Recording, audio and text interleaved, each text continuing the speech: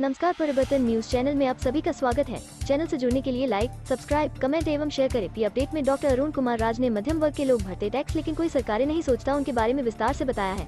ललिता कुमारी गृहिणी ने बाइकर्स के लिए 5 कदम सड़क हादसे से बचने के लिए बताया है। नमस्कार, मैं डॉक्टर अरुण कुमार। आज का विषय है चारों ओर से पिसता टैक्स भरने वाला मध्यम वर्ग। इस साल कोरोना महामारी के कारण टैक्स रिटर्न भरने की अवधि दिसंबर तक बढ़ा दी गई, वरना तो टैक्स रिटर्न जुलाई तक भर देना पड़ता था। टैक्स भरने वाला मध्यम वर्ग इस देश के लिए सोने की ऐसी मुर्गी है जिसे नए नए तरीकों से जिबह करने की तैयारी की जाती है। सारे डर उसी को दिखाए जाते हैं। हर कानून के पालन की जिम्मेदारी उसी के मत्थे मढ़ दी जाती है। सरकार की अधिकांशतः आर्थिक नीतियों का चाबुक सबसे पहले उसी की पीठ पर पड़ता है। देखने की बात है कि यह मध्यम वर्ग खुद अपने संसाधनों से पढ़ता लिखता है। माता पिता को अपने बच्चों को पढ़ाने के लिए शिक्षण संस्थानों की ऊंची फीस भरने में भी ना जाने कितनी हाड़ तोड़ मेहनत करनी पड़ती है। फिर ये बच्चे अपनी प्रतिभा के जरिए नौकरी पा जाते हैं। इस प्रक्रिया में सरकार को शायद ही कोई मदद इन मध्यम वर्गीय परिवारों से मिलता है, लेकिन जैसे ही ये नौकरी पाते हैं सरकार किसी थानेदार की तरह टैक्स वसूलने आ जाती है। वक्त के साथ जैसे जैसे आय बढ़ती है टैक्स बढ़ता जाता है, लेकिन यदि इसी टैक्स देने वाले की नौकरी चली जाए तो सरकार ना तो इस करदाता के लिए किसी नौकरी का बंदोबस्त करती है, ना ही इसे बेरोजगारी भत्ता या परिवार चलाने के लिए अन्य सुविधा देती है। जिस मध्यम वर्ग के दिए कर से सरकार मतदाताओं को मुफ्त की रवैया बांटकर वोट बटोरती है, उसी किसी तरह की मदद नहीं करती। यह मध्यम वर्ग ही है जिसके कारण रियल एस्टेट, ऑटोमोबाइल, कपड़ा, खान पान, टूर एंड ट्रेवल्स, चिकित्सा, बैंक, मॉल्स, कहने का मतलब कि हर तरह की व्यावसायिक और आर्थिक गतिविधियां चलती है। मध्यम वर्ग खर्च न करे तो लगभग सभी उद्योग धंधे चौपट हो जाए। यह एक तरह के समाज की रीढ़ होता है, लेकिन किसी भी दल की सरकार हो इस रीढ़ पर चोट करने से बाज नहीं आती। सरकारें ही नहीं, साहित्य में भी इस मध्यम वर्ग को कायर कहकर अपमानित किया जाता रहा है, जबकि यही मध्यम वर्ग समाज की दिशा बदलता है। यही नहीं, जो विभिन्न दलों सरकारों को लेकर तमाम उत्पादों की ब्रांडिंग करता है, इसी की स्वीकृति पाने के लिए सभी लालायत भी रहते हैं। इसी मध्य वर्ग की बचत के कारण तमाम बैंक चलते हैं। इसी की बचत के पैसे से बैंक ऋण देते हैं और मुनाफा कमाते हैं, मगर हर दिन हर महीने इसकी बचत पर ब्याज कम होता जाता है। आज तो फिक्स्ड डिपॉजिट पर ब्याज दर किसी जमाने के बचत खाते से भी कम हो गई है। जो मध्य वर्ग अधिकांशतः निजी क्षेत्र में काम करता है, जिसके पास सरकारी कर्मचारियों और गरीबों की तरह ना कोई चिकित्सा सुविधा होती है, ना किसी तरह की पेंशन ही, उसका एकमात्र सहारा उसकी बचत ही होती है। ऐसे में लगातार उसकी बचत पर ब्याज कम होता जाएगा तो वह क्या करेगा? संकट काल में कौन उसकी मदद करेगा? दिलचस्प यह है कि आपकी बचत पर आपको कर देना पड़ता है, लेकिन खर्च पर छूट मिलती है। यानी कि बचत के बजाय खर्च पर ज्यादा जोर है। खर्च हो तभी आर्थिकी चलती है, उद्योग धंधे का विकास होता है। लेकिन आदमी अपनी सारी बचत अगर खर्च कर दे तो उसका जीवन कैसे चले? लेकिन इस मध्य वर्ग की भलाई के लिए भी कोई नीति बनाई जाए या कोई नहीं सोचता। नीतियां या तो बहुत अमीरों के लिए बनती है या गरीबों के लिए। यह मान लिया गया है कि मध्यम वर्ग की ना कोई परेशानी होती है, ना जरूरतें और ना आवाज ही, इसलिए उसे भूले रहना ही बेहतर है। करदाता की इतनी उपेक्षा दुनिया के किसी देश में नहीं होती। अनेक देशों में करदाता को तरह तरह की सुविधाएं दी जाती है।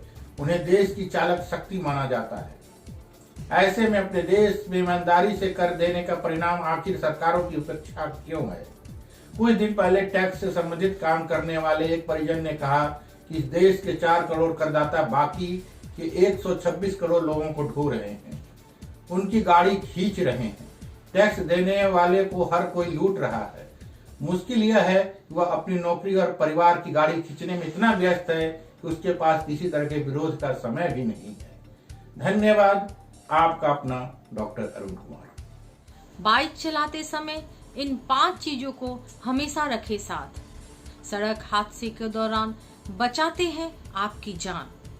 मौजूदा समय में बाइक चलाना केवल जरूरत तक ही सीमित नहीं रह गया है, बल्कि युवाओं के बीच तो यह स्टाइल सिंबल बन गया है। ऐसे में अगर आपको भी बाइक चलाने का शौक है तो हमारी यह खबर आपके बड़े काम आ सकती है। आज हम आपको उन 5 जरूरी चीजों के बारे में बताने जा रहे हैं जो एक बाइकर के पास राइडिंग के दौरान हमेशा रहनी चाहिए। ये न सिर्फ दुर्घटना के दौरान आपकी जान की हिफाजत करते हैं, बल्कि ये देखने में भी काफी कूल लगते हैं। वहीं इनकी अनदेखी आपको बहुत भारी भी पड़ सकती है। तो डालते हैं एक नजर। हेलमेट। बिना हेलमेट बाइक या स्कूटर की सवारी करना मतलब चाहे या अनचाहे में किसी बड़ी दुर्घटना को बुलावा देना जैसा है। आज भी देश में कई ऐसे इलाके हैं जहां लोग हेलमेट नहीं लगाते, जबकि हेलमेट न सिर्फ आपके सिर की सुरक्षा करता है, बल्कि आपको कड़ी धूप से लेकर धूल तक से बचाता है।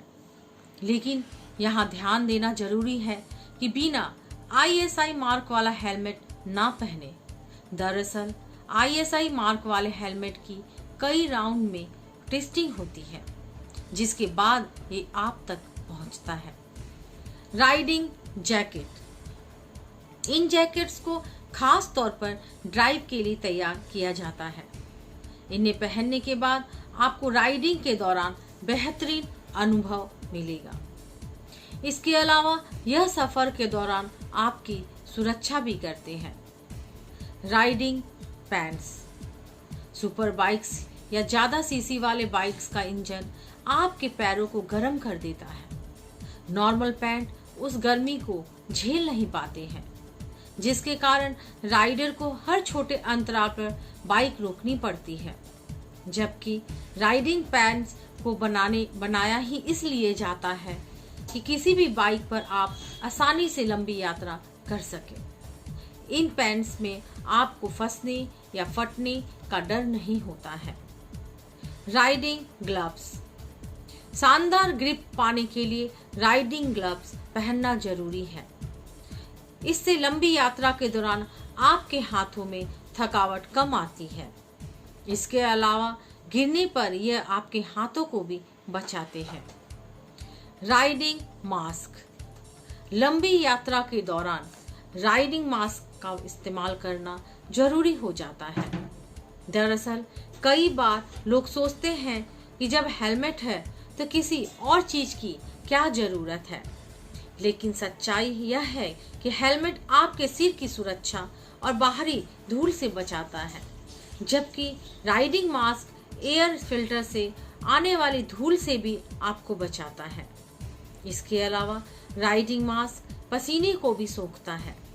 वहीं अगर आप हाफ फेस हेलमेट का इस्तेमाल कर रहे हैं, तब तो राइडिंग मास्क पहन आपके चेहरे को धूल और बाकी चीजों से भी बचाता है।